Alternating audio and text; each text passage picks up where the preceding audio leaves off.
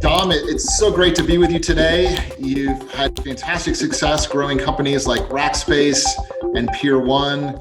You're a global expert in scaling up and coaching so many high growth technology companies. Ethan, it's lovely to be here today with you. You have spent 10 years crafting your art around helping purpose-driven CEOs to have more impact in the world. It's great to be here with you today. Thank you, Dom. Dom, there's been a lot of discussion around self-care during the pandemic.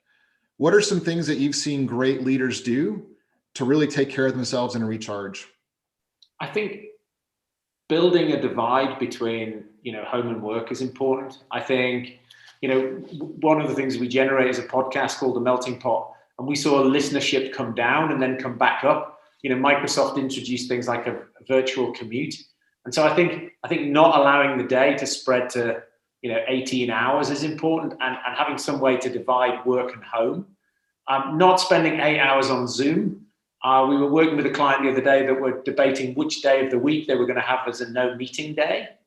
So I think that potentially is important. Having somebody to blow off steam with. So, I'm an outlet for many of my clients. It's not something that they might share with me, something that they don't share with their team or their spouse or their partner, because it's and I've got no axe to grind. And so sometimes people just get on and vent at me. And I think having an outlet, whether it's with a coach or with somebody else, can be very, very beneficial to your mental health.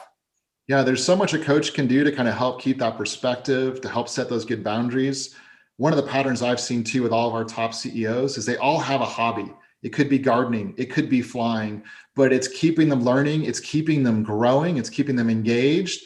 And literally having a hobby is one of the top predictors I've seen for success in the pandemic.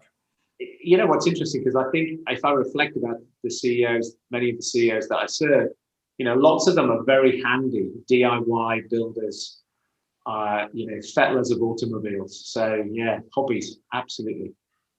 Thank you. Thank you, Dom.